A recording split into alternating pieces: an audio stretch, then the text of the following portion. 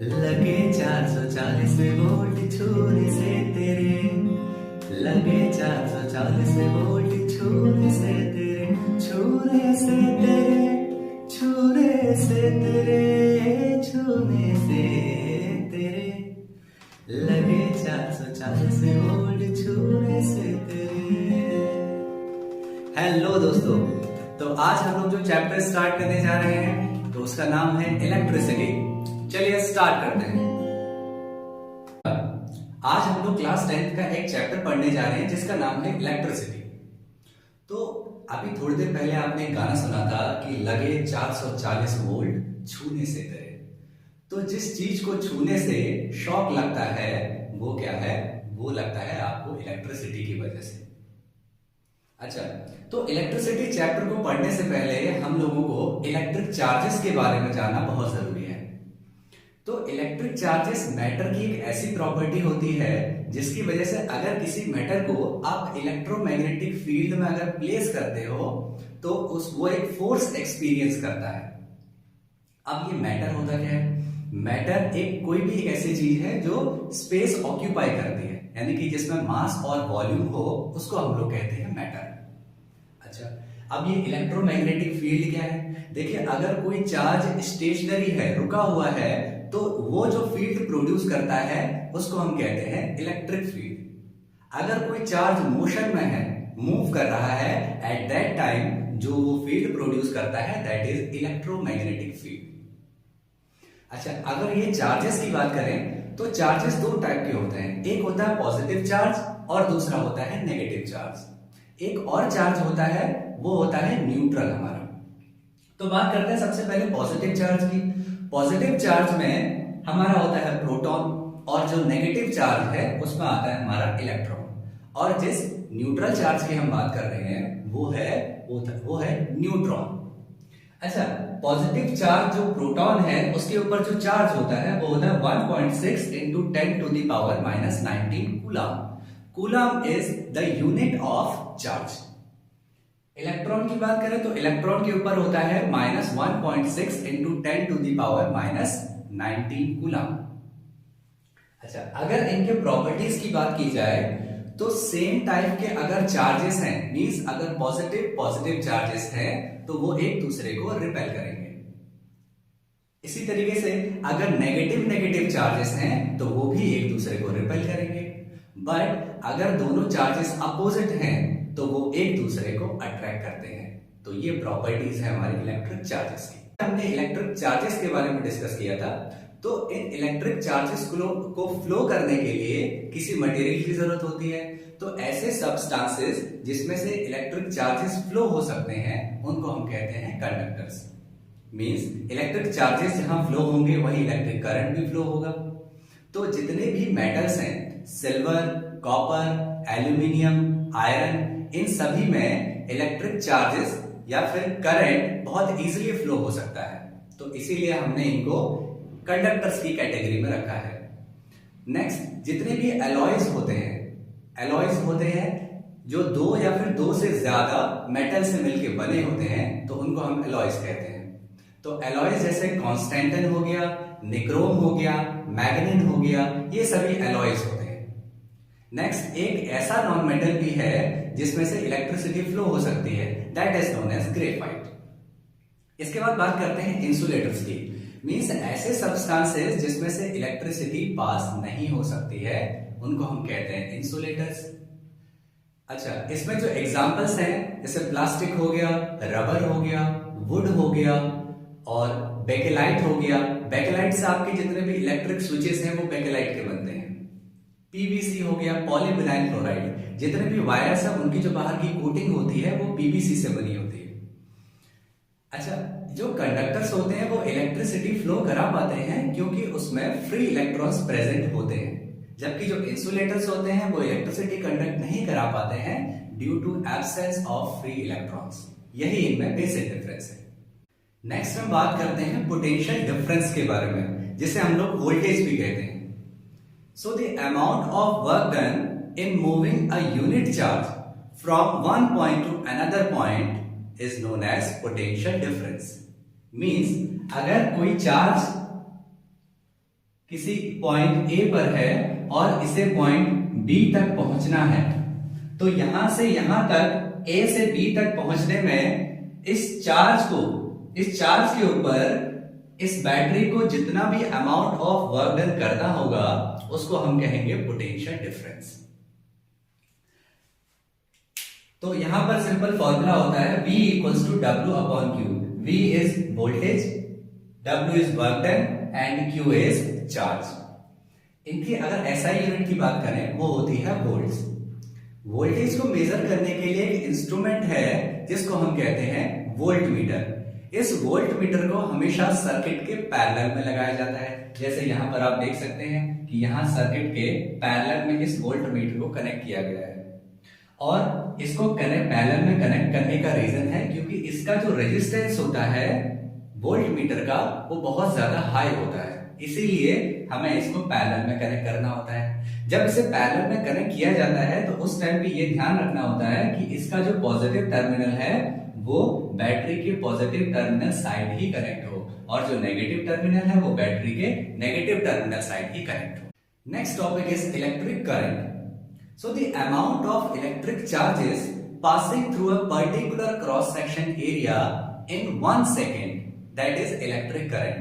In simple words, अगर हम बात करें, अगर कोई हमारे पास एक कंडक्टर है और इसे हमने अगर कोई सप्लाई दी है, मीन्स किसी बैटरी से अगर कनेक्ट कर दिया है, तो इसमें चार्जेस मूव करना स्टार्ट करेंगे और किसी एक पर्टिकुलर क्रॉस सेक्शन एरिया में से जितने नंबर ऑफ चार्जेस यहां से पास होंगे that is known as current, that is known as electric current. So I is equals to Q upon T। ये फॉर्मूला होता है I is electric current, Q charges and T time. So ऐसा unit होती है current की ampere, और कुछ और यूनिट्स होती हैं जैसे milli ampere and micro ampere. So milli ampere is 10 to the power minus 3 ampere is milliampere and 10 to the power minus 6 ampere is microampere। इस इलेक्ट्रिक करंट को मेजर करने के लिए एक इंस्ट्रूमेंट की जरूरत पड़ती है जिसे हम लोग अमीटर कहते हैं। इस अमीटर को इलेक्ट्रिक सर्किट में ऑलवेज सीरीज में कनेक्ट किया जाता है क्योंकि इसका जो रेजिस्टेंस होता है वो काफी लो होता है। अगर हम इलेक्ट्रिक करंट के फ्लो की बात करें तो अगर हमने कोई कंडक्टर अगर ले रखा है तो उसमें चार्जेस यानी कि इलेक्ट्रॉन्स ऑलवेज अवेलेबल रहते हैं और उसमें मूवमेंट भी होती है, बट जो मूवमेंट होती है वो रैंडम डायरेक्शंस में होती है। जबकि अगर हमें करंट का फ्लो देखना है तो इलेक्ट्रॉन्स को एक पर्टिकुलर यानी कि एक फिक्स डायरेक्शन में मूव कराना होगा। तो उसके लिए उस कंडक्टर को अगर हम एक बैटरी से कनेक्ट कर देते हैं, कोई सप्लाई देते हैं, तब जाके ये जितने भी इलेक्ट्रॉन्स हैं ये एक पर्टिकुलर डायरेक्शन में मूव करते हैं। इलेक्ट्रॉन्स के ऊपर नेगेटिव चार्ज होता है और यहाँ पर जो बैटरी है इसके ऊपर इसका जो पॉजिटिव टर्मिनल है ये सभी इलेक्ट्रॉन्स को अपनी तरफ अट्रैक्ट करता है। So electrons are moving from right to left in this case. अगर electron left to right move कर रहे हैं सो करंट हमेशा लेफ्ट टू राइट मूव करेगा, मींस जिस डायरेक्शन में इलेक्ट्रॉन फ्लो करते हैं उसके जस्ट अपोजिट डायरेक्शन में करंट का फ्लो होता है। सर्किट डायग्राम को ड्रॉ करने के लिए हमें कुछ इलेक्ट्रिक सिंबल्स की जरूरत होती है। आइए जानते हैं उन सिंबल्स के बारे में। तो सबसे पहला जो सिंबल है वो है सेल का। So this is the symbol of cell. तो यहां पर एक पॉजिटिव टर्मिनल है और ये negative terminal. Now second one is battery. So battery क्या है? दो या दो से ज्यादा सेल के कॉम्बिनेशन को हम कहते हैं बैटरी। तो यहां पर भी जो हमारा लेफ्ट साइड है this is positive and this one is negative. Next third symbol is of connecting wires. अगर आप किसी दो चीजों को आपस में कनेक्ट करना चाहो तो उसके लिए हम लोग कनेक्टिंग वायर्स का यूज करते हैं। Next one is joint wires. अगर कहीं पर किसी दो वायर्स के बीच में अगर कोई जॉइंट आ जाता है तो हम इस टाइप के सिंबल से उसको रिप्रेजेंट करते हैं। Next one fixed resistance. Next one is rheostat. Rheostat को हम लोग वेरिएबल रेजिस्टेंस भी कहते हैं। दैट मींस यहां पर हम लोग रेजिस्टेंस की जो वैल्यू है उसको चेंज कर सकते हैं। Next is ammeter. So ammeter एक ऐसा डिवाइस है जो कि करंट को मेजर करने के काम में आता है। Next one is volt meter. Volt meter एक ऐसा डिवाइस है जिससे हम लोग वोल्टेज यानी कि पोटेंशियल डिफरेंस को मेजर करते हैं। तो जैसा कि हम लोगों ने लास्ट क्लास में डिस्कस किया था कि जो अमीटर है उसको हमेशा सर्किट के सीरीज में कनेक्ट किया जाता है और जो वोल्ट मीटर है उसको सर्किट में पैरेलल में कनेक्ट किया जाता है। Next one is galvanometer. तो यहाँ पर आप गैल्वेनोमीटर को टर्मिनल के अकॉर्डिंग ना कनेक्ट करते हुए कैसे भी कनेक्ट कर सकते हैं। मींस ये आपको डिफ्लेक्शन शो करके देगा, जिस भी डायरेक्शन में करंट फ्लो कर रही होगी तो इसकी जो नीडल होगी उसी डायरेक्शन की तरफ मूव करेगी। Next is open switch. Open switch का सिंबल टू टाइप्स के सिंबल से इसको रिप्रेजेंट किया जाता है। And next one is closed symbol, sorry close switch. So close switch के लिए भी हमारे पास दो टाइप के सिंबल है इनको रिप्रेजेंट करने के लिए। आइए देखते हैं अब इन सभी जितने भी हमने अभी तक सर्किट सिंबल्स पढ़े हैं तो इनकी हेल्प से हम लोग कोई भी सर्किट डायग्राम है उसको कैसे ड्रॉ कर सकते हैं। सिंबल से हम लोग कैसे कोई सर्किट डायग्राम बना सकते हैं। सो यहां पर एक सर्किट डायग्राम बना हुआ है। तो सबसे पहले यहां पर देखिए आप, एक ये सिंबल है इलेक्ट्रिक बल्ब का। सो इलेक्ट्रिक बल्ब के अक्रॉस एक वोल्ट मीटर लगा हुआ है जो कि इसके वोल्टेज को मेजर करेगा, और इस सर्किट में सीरीज में एक अमीटर लगा हुआ है जो कि यहां पर जितना भी करंट फ्लो करेगा उसको मेजर करेगा। यहां पर एक क्लोज स्विच लगा हुआ है और यहां पे एक बैटरी कनेक्ट की गई है। तो बैटरी में से जो करंट फ्लो होगी तो वो कुछ इस तरह से सर्किट में फ्लो होगी। तो यहां से जब करंट फ्लो होगी तो इसका कुछ amount of current volt meter से भी पास होगा, और वो करंट इतना होगा, उस करंट की वैल्यू बहुत कम होगी, इतनी ही होगी कि ये इसकी जो वैल्यू है, जो मेजरमेंट है इसके अक्रॉस वोल्टेज का, वो उसको यहाँ पर शो कर पाए, और जो ज्यादातर जो करंट है वो यहाँ से बल्ब के होते हुए पास हो जाएगी। देन यहाँ पर क्योंकि हमारा जो स्विच है वो क्लोज है तो सर्किट कंप्लीट है, तो इसलिए जो करंट है from positive terminal to the negative terminal इस सर्किट में फ्लो करेगी। इस Ohm's law, as we already have discussed about current and voltage. तो करंट और वोल्टेज के बारे में हमने पहले डिस्कस कर रखा है। तो जॉर्ज साइमन ओम ने इनके बीच में, करंट और वोल्टेज के बीच में एक रिलेशन फाइंड किया जिसको नेम दिया उन्होंने ओम्स लॉ। तो इसमें इन्होंने क्या कहा कि at constant temperature the current flowing through any conductor is directly proportional to the potential difference applied across it. यानी कि किसी कंडक्टर में अगर कोई करंट फ्लो कर रहा है तो उसमें जो करंट फ्लो करता है वो डायरेक्टली प्रोपोर्शनल होता है कि उसके अक्रॉस हमने कितना पोटेंशियल डिफरेंस अप्लाई किया हुआ है। तो यहां पर हम इस रिलेशन को दिखाने के लिए I directly proportional to V लिखते हैं। तो यहां पर जो करंट है वो डिपेंड कर रहा है वोल्टेज पे, तो इसको हम लोग V directly proportional to I भी लिख सकते हैं। तो यहां पर प्रोपोर्शनलिटी साइन को हटाने के लिए हम लोग यहां पर एक कांस्टेंट यूज करते हैं, this is which is R। So R is resistance. तो जो भी मटेरियल है उसका जो भी रेजिस्टेंस है वो यहां पर हम लोग दिखाएंगे। सो इसके बाद इन्होंने V और I का एक ग्राफ भी शो किया। तो कंडक्टर्स के लिए अगर हम बात करें तो यहां पर जो VI ग्राफ आता है वो एक स्ट्रेट लाइन आती है हमेशा। तो रेजिस्टेंस के बारे में अगर बात करें तो resistance is the inherent property of any material so which opposes the flow of electric current. Means जो रेजिस्टेंस होता है वो किसी भी मटेरियल की एक इनहेरेंट प्रॉपर्टी होती है, एक छुपी हुई ऐसी प्रॉपर्टी है जो आपको दिखाई नहीं देगी, लेकिन उसकी वजह से करंट में एक अपोज होता है, यानी कि करंट जितनी फ्लो करना चाहिए उतना फ्लो नहीं कर पाता है। तो अगर हमें रेजिस्टेंस की वैल्यू कैलकुलेट करनी हो तो उसके लिए हमें वोल्टेज और करंट दोनों की रिक्वायरमेंट होती है। Means if you have to calculate the value of R, so R is equals to V upon I, और इसके SI यूनिट की बात करें तो वो होती है ओम। अच्छा, कुछ फैक्टर्स ऐसे हैं जो रेजिस्टेंस को अफेक्ट करते हैं। उसमें पहला है length of the conductor. Means length of conductor जितना ज्यादा होगा उतना ही ज्यादा रेजिस्टेंस होगा। Means R is directly proportional to L। और अगर हम बात करें एरिया ऑफ क्रॉस सेक्शन की, so area of cross section inversely proportional होता है रेजिस्टेंस के। मींस जितना ज्यादा एरिया, जितना मोटा कंडक्टर उसका रेजिस्टेंस उतना कम। मींस जितना मोटा कंडक्टर होगा उतना ही इजीली उसमें से करंट फ्लो कर पाएगा। Next is nature of material. Means depend करता है कि आपका मटेरियल कैसा है और उसी के हिसाब से उसका रेजिस्टेंस होता है। नहीं, किसी का रेजिस्टेंस ज्यादा होगा, मीन सिल्वर की बात करें तो silver is the best conductor of electricity, तो उसका रेजिस्टेंस काफी कम होता है। और अगर हम वुड की बात करें तो उसका जो रेजिस्टेंस है वो इनफाइनाइट होता है, तो क्योंकि उसमें करंट बिल्कुल भी फ्लो नहीं हो पाती है। तो नेचर ऑफ मटेरियल पे डिपेंड करता है कि उसमें रेजिस्टेंस कितना होगा। So next is temperature. So अगर हम टेम्परेचर की बात करें तो किसी भी मेटल्स का अगर टेम्परेचर इंक्रीज किया जाता है तो उसका रेजिस्टेंस भी इंक्रीज होता है।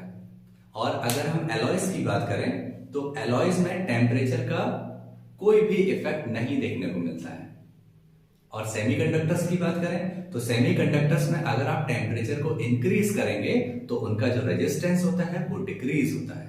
चलिए नेक्स्ट बात करते हैं रेसिस्टिविटी की, जिसे हम लोग स्पेसिफिक रेजिस्टेंस भी कहते हैं। तो जैसा कि हम लोगों ने अभी देखा कि जो लेंथ ऑफ कंडक्टर है वो डायरेक्टली प्रोपोर्शनल होता है रेजिस्टेंस के, और हम लोग कह सकते हैं कि जो रेजिस्टेंस है वो डायरेक्टली प्रोपोर्शनल होता है लेंथ ऑफ कंडक्टर के, और जो रेजिस्टेंस है वो इनवर्सली प्रोपोर्शनल होता है area of cross section of that conductor. तो जब हम इन दोनों को रिलेशन को एक साथ मिलाते हैं तो यहाँ पर R equals to rho L by A, तो हम लोग यहाँ पर इसको एक कांस्टेंट दे रहे हैं जिसको हम कहते हैं रो। अब रो यहाँ पर क्या है, दैट इज रेसिस्टिविटी। तो रेसिस्टिविटी का एसआई यूनिट होता है ओम मीटर। रेसिस्टिविटी एक मटेरियल की प्रॉपर्टी है, ये डिफरेंट मटेरियल में डिफरेंट होती है, इसकी वैल्यूज जो होती है वो डिफरेंट होती है। और रेसिस्टिविटी की अगर हम बात करें तो जो एलॉयज होता है इनकी रेजिस्टिविटी बहुत ज्यादा हाई होती है in comparison to pure metals, और इसमें जो हीटिंग इफेक्ट होता है वो भी बहुत कम होता है, मतलब ये बहुत ज्यादा हाई टेम्परेचर पर इजीली बर्न भी नहीं होते हैं। तो जितने भी हीटिंग अप्लायंसेस में हीटिंग एलिमेंट्स जितने भी यूज होते हैं इलेक्ट्रिकल अप्लायंसेस में वो सभी के सभी एलॉयज के बनते हैं। तो फॉर एग्जांपल निक्रोम एक ऐसा एलॉय है, तो जितने भी हमारे इलेक्ट्रिकल अप्लायंसेस में हीटिंग एलिमेंट्स होते हैं वो निक्रोम के बनाए जाते हैं। एक मैग्नेनिन हमारे पास एक एलॉय है जिससे हम लोग रेजिस्टर्स बनाते हैं, और एक कॉन्स्टेंटन होता है जो पोटेंशियोमीटर एक ऐसा डिवाइस है जिससे हम लोग पोटेंशियल डिफरेंस मेजर करते हैं। तो पोटेंशियोमीटर में जो वायर लगती है वो कॉन्स्टेंटन या फिर मैग्नेनिन की होती है। टू टाइप्स के हमारे यहाँ पर कॉम्बिनेशन है, मींस आप रेजिस्टेंसेस को या तो सीरीज में या फिर उनको पैरेलल में अरेंज कर सकते हैं। तो देखिए सीरीज में कैसे अरेंज करते हैं, तो आप यहाँ पे क्या करते हैं, एंड टू एंड कनेक्शन करते हैं। मींस आपने एक रजिस्टर लिया और उसके बाद उसका जो एक एंड है उससे दूसरा रजिस्टर अपना कनेक्ट किया, तो यहाँ पर हमारी जो करंट की जो वैल्यू है वो सेम रहती है। मींस अगर सीरीज में बात करें, अगर रजिस्टर सीरीज में आपस में कनेक्टेड है तो उसमें जो फ्लो होने वाला करंट होगा वो सेम फ्लो करेगा। मींस सीरीज में हमेशा जो करंट की वैल्यू है वो सेम रहती है, जबकि जो वोल्टेज है वो डिवाइड हो जाता है। मींस यहाँ पर R1 के अक्रॉस जो वोल्टेज होगा उसकी वैल्यू V1 है, और R2 के अक्रॉस जो वोल्टेज है उसके अक्रॉस V2 है। मींस जितने भी रेजिस्टेंस यहाँ पर कनेक्टर होंगे उन सभी के अक्रॉस जो वोल्टेज की वैल्यू होगी वो बिल्कुल डिफरेंट होगी। तो जब हम यहाँ पर ओवरऑल वोल्टेज जो होता है वो समेशन होता है ईच रेजिस्टर के अक्रॉस जितना भी वोल्टेज आएगा। तो इसीलिए हम लोग V equals to V1 plus V2 लेते हैं। अगर और भी ज्यादा रेजिस्टर्स कनेक्टेड हैं इसमें तो यहाँ पर आप V3, V4, V5 up to Vn आपकी मर्जी जितने भी रेजिस्टेंस कनेक्टेड है उसके अकॉर्डिंग ले सकते हैं। तो V इक्वल्स टू IR होता है according to Ohm's law. So V1 equals to IR1, similarly V2 equals to IR2। तो यहाँ से हमने इसको कॉमन ले लिया, I जब कॉमन लिया है तो I एंड I कैंसिल हो गए। तो फाइनली हमारे पास जो रिजल्ट आया सीरीज कॉम्बिनेशन का R equals to R1 plus R2, क्योंकि हमने यहाँ पर दो रेजिस्टेंसेस को सीरीज में कनेक्ट किया है तो इसलिए R1 प्लस R2, और ज्यादा रेजिस्टेंसेस का अगर आप कनेक्ट करेंगे तो उसी हिसाब से वो सीरीज में बढ़ते जाएंगे। Next is parallel combination. Parallel combination की खास बात क्या है कि यहाँ पर जो करंट होती है वो डिफरेंट होती है। मींस यहाँ से अगर I1 करंट I है तो इसके पास दो रास्ते हैं यहाँ पे ट्रेवल करने के लिए, तो यहाँ पर ये जो करंट है डिवाइड हो जाती है। एक R1 जो रजिस्टर है हमारा इसके अक्रॉस मान लेते हैं करंट I1 फ्लो हुई है, और जो R2 रजिस्टर है हमारा, इसके अक्रॉस I2 फ्लो ही है। तो यहाँ पर जो वोल्टेज की वैल्यू होती है वो सेम रहती है। मींस R1 के अक्रॉस भी वोल्टेज V रहेगा और R2 के अक्रॉस भी V रहेगा। और इसी तरीके से अगर आपने पैरेलल में और भी रेजिस्टेंसेस कनेक्ट किए हुए हैं तो उन सभी में जो वोल्टेज की वैल्यू रहेगी वो V रहेगी, मींस सेम रहेगी। जब यहाँ पर, क्योंकि यहाँ पर जो करंट है I है वो डिवाइड हो रहा है दो या दो से ज्यादा जितने भी आपके रेजिस्टेंसेस हैं उसके अकॉर्डिंग। सो यहाँ पर हमने दो रेजिस्टेंसेस लिए हैं तो इसीलिए करंट टू पार्ट्स में डिवाइड हुआ है। तो यहाँ पर I equals to I1 plus I2। अच्छा, according to Ohm's law I equals to V by R। Similarly I1 equals to V by R1 plus I2 equals to V by R2। तो यहाँ पर हमने V कॉमन ले लिया, so V and V cancel हो गए। So finally result आया हमारे पास 1 by R equals to 1 by R1 plus 1 by R2। और अगर आपने पैरेलल में और भी रेजिस्टेंसेस कनेक्ट कर रखे हैं तो यहाँ पर ये जो फॉर्मूला है, यानी फॉर्मूले में सीरीज बढ़ती जाएगी। तो यहाँ पर पैरेलल कॉम्बिनेशन के क्या एडवांटेजेस हैं और सीरीज कॉम्बिनेशन के क्या डिसएडवांटेजेस हैं, ये हम लोग डिस्कस करेंगे। तो पहले इसमें डिस्कस करते हैं कि सीरीज कॉम्बिनेशन के डिसएडवांटेजेस हैं क्या क्या। तो इसमें सबसे पहला डिसएडवांटेज है, यदि अगर एक भी अगर आपका अप्लायंस काम करना बंद कर देगा तो आपको सभी को रिमूव करना पड़ेगा। मींस सभी को बारी बारी आपको चेक करना पड़ेगा। जैसे मान लीजिए आपका अगर घर का टेलीविजन खराब हो जाता है, सीरीज कनेक्शन में आपने लगा रखा है, आपके घर की टीवी खराब हो गई है, तो क्या होगा, वहां से जो कनेक्शन है वो ब्रेक हो जाएगा। मींस सर्किट अब कंप्लीट नहीं हो पाएगा। तो इसीलिए आपके जितने घर में जितने भी अप्लायंसेस हैं, ना आपका रेफ्रिजरेटर काम करेगा, ना आपके लाइट्स काम करेंगे, ना आपका फैन काम करेगा, कोई भी इक्विपमेंट्स आपका काम नहीं कर पाएगा अगर कनेक्शन सीरीज में है तो। नेक्स्ट, जितने भी आपके अप्लायंसेस लगे रहते हैं उनका सिर्फ एक ही स्विच होगा, तो ये सबसे बड़ा डिसएडवांटेज है। मींस अगर आपने एक स्विच ऑन किया, आपके सारे घर के लाइट्स ओपन हो गए, सारे फैंस ओपन हो गए, यानी कि जितने भी इक्विपमेंट्स लगे हैं आपके घर में वो सब के सब एक ही स्विच से क्या होंगे, आपके ऑन होंगे और उसी स्विच से आपके ऑफ होंगे। नेक्स्ट जो हमारा डिसएडवांटेज है वो क्या है कि जितने भी आप घर में आपके मींस अप्लायंसेस लगे हुए हैं सभी को सेम वोल्टेज नहीं मिल पाएगी। मींस सीरीज में क्योंकि हमने पढ़ा है कि जितने भी रेजिस्टेंस हमने देखे थे सभी के अक्रॉस वोल्टेज का वैल्यू डिफरेंट था। मींस जब आप सीरीज में कनेक्शन लगाते हो तो जितने भी अप्लायंसेस होंगे वहां पर सभी के अक्रॉस वोल्टेज डिफरेंट होगी, यानी कि जो आपके अप्लायंसेस हैं वो प्रॉपर तरीके से वर्क नहीं कर पाएंगे। नेक्स्ट जो इसका डिसएडवांटेज है, सीरीज कॉम्बिनेशन में होता क्या है कि इसमें जो रेजिस्टेंस की वैल्यू होती है, क्योंकि जितने भी रेजिस्टेंसेस होते हैं वो सब ऐड हो जाते हैं, तो ओवरऑल रेजिस्टेंस जो इससे बहुत ज्यादा बढ़ जाता है, जिसकी वजह से करंट की वैल्यू क्या हो जाएगी, कम हो जाएगी।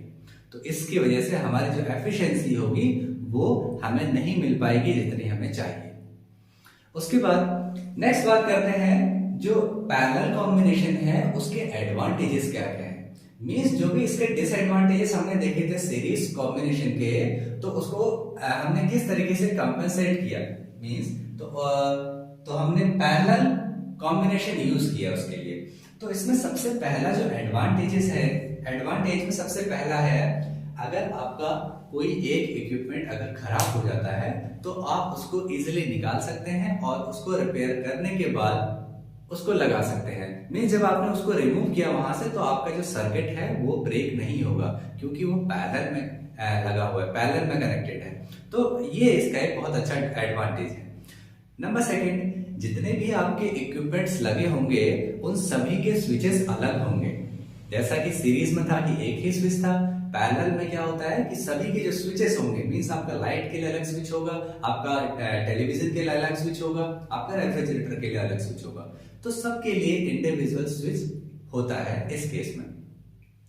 नेक्स्ट अगर हम बात करें तो यहाँ पर जितने भी अप्लायंसेस होते हैं क्योंकि वो पैरेलल में है, हम लोगों ने डिस्कस कर रखा है कि पैरेलल में जो वोल्टेज होता है वो सबके अक्रॉस सेम होता है। तो यहाँ पर जितने भी हमारे अप्लायंसेस हैं सबके अक्रॉस जो वोल्टेज होगा वो सेम होगा, तो हमारा जो आउटपुट है वो हमें अच्छा मिल पाएगा। मीन जितनी हमें रिक्वायरमेंट होगी सभी के सभी अप्लायंसेस बहुत अच्छे से काम करेंगे।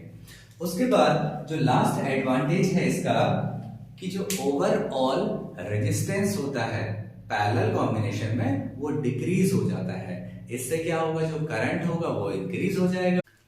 चलिए नेक्स्ट बात करते हैं हम इलेक्ट्रिक पावर की। So electric power is the work done per unit time. Means किसी इलेक्ट्रिक सर्किट में अगर आपको किसी चार्ज को फ्लो कराना है तो उसके ऊपर आपको कुछ ना कुछ वर्क डन करना होगा। So work done per unit time that is known as electric power. इसकी एसआई यूनिट की बात करें तो वो होती है वॉट। अच्छा, 1 kilowatt is equals to 1000 watt होता है। इससे रिलेटेड न्यूमेरिकल्स आते हैं तो इसलिए इस वैल्यू को यहाँ पर बताया गया है। अच्छा, उसके बाद नेक्स्ट एक relationship between P, V, I and R means electric power, voltage, current और रेजिस्टेंस के बीच में आपस में कुछ रिलेशन होते हैं। चलिए देखते हैं वो रिलेशन निकलते कैसे हैं। So P is equals to W upon T, ये चीज हमें पता है। अच्छा, W की अगर बात करें तो V इक्वल्स टू होता है W बाय Q। सो यहां से अगर W की वैल्यू फाइंड करनी है so which is equals to VQ। तो यहां पर W की जगह we can put VQ। Okay, next is Q equals to IT। तो यहां पर जब हम वैल्यू फाइंड करते हैं T की तो वो निकल के आती है Q अपॉन I। तो यहां पर हम लोग वैल्यू रख सकते हैं Q upon I। So I को ऊपर ले जाके मल्टीप्लाई करते हैं, सो ये हो जाएगा V into Q into I whole divide by Q। So Q and Q cancel, तो यहां पर हमारे पास जो रिजल्ट आया that is V into I। So finally we can say that P equals to V into I। So this is the first relation. Now Ohm's law कहता है कि I equals to V by R होता है। तो यहां पर अगर हम लोग I की जगह V बाय R पुट करें so we will get here V into V by R। So P equals to V square by R। So this is the second relation. This is relation second. Now अब हम लोग अगर V की जगह यहां पर put करें Ohm's law से so P equals to V equals to IR होता है। सो यहां पर अगर हमें V equals to IR put करते हैं so IR into I। So I into I is I square into R। So this is the third relation. बात करते हैं इलेक्ट्रिकल एनर्जी की। सो अभी हमने थोड़ी देर पहले डिस्कस किया था कि इलेक्ट्रिकल पावर इक्वल्स टू होता है वर्क डन अपॉन टाइम। तो यहां पर जो वर्क डन होता है वो एक्चुअल में होता है हमारा इलेक्ट्रिकल एनर्जी। सो जब हम यहाँ पर इलेक्ट्रिकल एनर्जी फाइंड करते हैं सो पावर इनटू टाइम हो जाता है। So E equals to P into T। और जब इलेक्ट्रिकल एनर्जी है तो इसकी SI यूनिट होती है वॉट आवर, क्योंकि पावर की यूनिट होती है वॉट और टाइम की होगी आवर। तो हम लोग यहाँ पर SI यूनिट लेते हैं इसकी वॉट आवर। अच्छा, इसके अगर कमर्शियल यूनिट की बात करें तो कमर्शियल यूनिट मींस होता है जो हमारे घर पे मीटर लगा होता है उसकी हम लोग जो रीडिंग लेते हैं।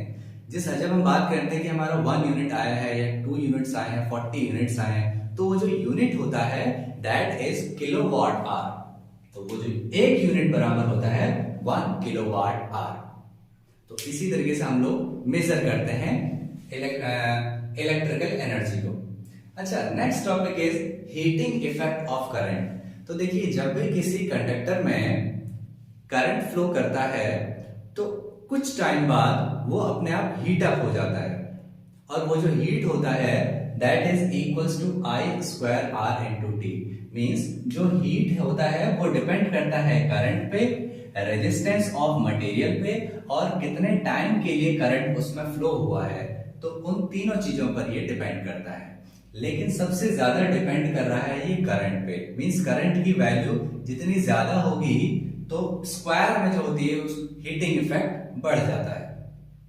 सो ये जो एक्चुअल में ये I स्क्वायर RT ये आता कहां से है? देखिए, हम लोग जानते हैं कि V equals to W by Q होता है। So W is equals to V into Q। So V is अगर हम लोग ओम्स लॉ की बात करें, सो V इक्वल्स टू होता है IR, और यहां पर Q इक्वल्स टू होता है I इंटू टी, जैसा कि हम लोग पहले भी पढ़ चुके हैं। सो जब यहां पर मल्टीप्लाई करते हैं I into I which is I square R T, तो यहां पर इतना वर्क डन हुआ है आई स्क्वायर आर टी। अब ये जो वर्क है फाइनली हीट के टर्म्स में निकलता है, यानी कि हीट के फॉर्म में, क्योंकि एनर्जी बाहर निकलती है तो हम लोग वर्क डन को H से रिप्लेस कर देते हैं। So H equals to I square R T.